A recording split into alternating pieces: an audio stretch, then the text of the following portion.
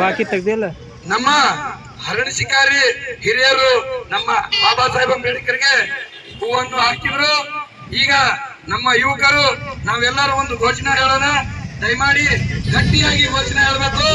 ಜೈ settlement, ಜೈ ಜೈ settlement, ಜೈ settlement. ಬಂತಪ್ಪ ಬಂತು, ಬಂತಪ್ಪ ಬಂತು. ಜೈ ಶಿಕಾರಿ, ಜೈ ಶಿಕಾರಿ, ಜೈ ಶಿಕಾರಿ.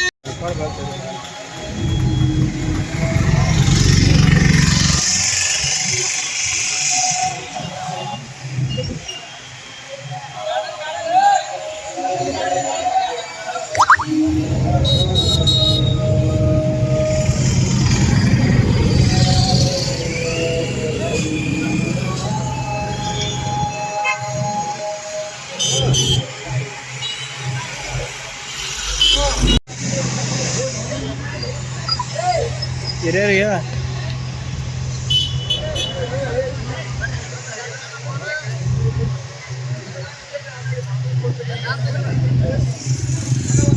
ದಯಮಾಡಿ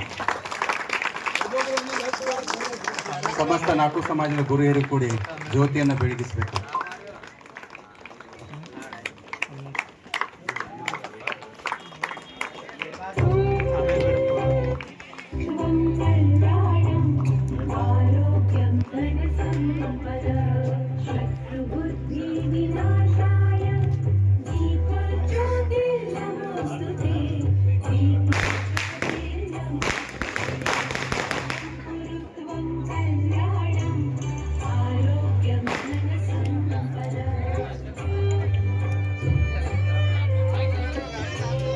ಜ್ಯೋತಿಯನ್ನು ಬೆಳಗಿಸಬೇಕು.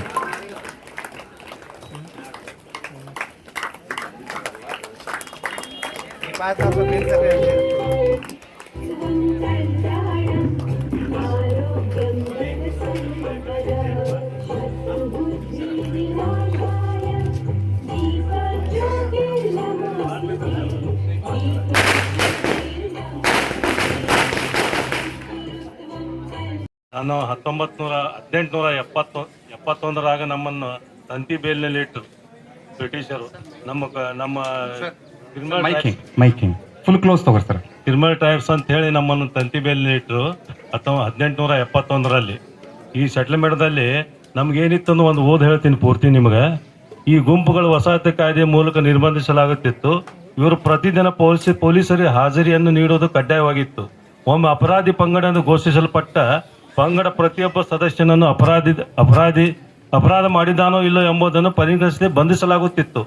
ಜೈಲಿಗೆ ಕಳಿಸದ ಸಾಮಾನ್ಯ ಕೈದಿ ಶಿಕ್ಷೆಗೆ ಕಾನೂನಿನ ಕೊನೆ ಇದೆ ಮತ್ತು ಬಿಡುಗಡೆ ಆಶೆ ಇದ್ದೇ ಇರುತ್ತಿತ್ತು.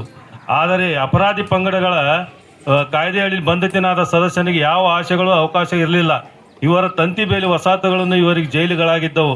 ಒಮ್ಮೆ ಅಪರಾಧಿ ಎಂದು ನಿರ್ಧರಿಸಲ್ಪಟ್ಟ ಆ ಜೀವನ ಪರ್ಯಂತ ಅಲ್ಲದೆ ಅವರು ಮುಂದಿನ ಪೀಳಿಗೆಯೂ ಸಹ ಅಪರಾಧಿ ಎಂದು ಹಣೆಪಟ್ಟಿ ಕಟ್ಟಲಾಗುತ್ತಿತ್ತು.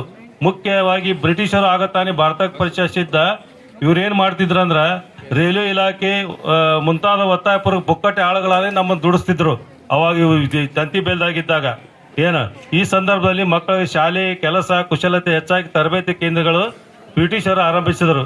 ಇವರನ್ನು ನೋಡಿಕೊಳ್ಳಕ್ಕೆ ತಂತಿ ಬೇಲಿ ವಸಾಹತಿಗೂ ಒಬ್ಬ ಸಮಾಜ ಕಲ್ಯಾಣ ಅಧಿಕಾರಿನ ನೇಮಿಸಿದ್ದರು.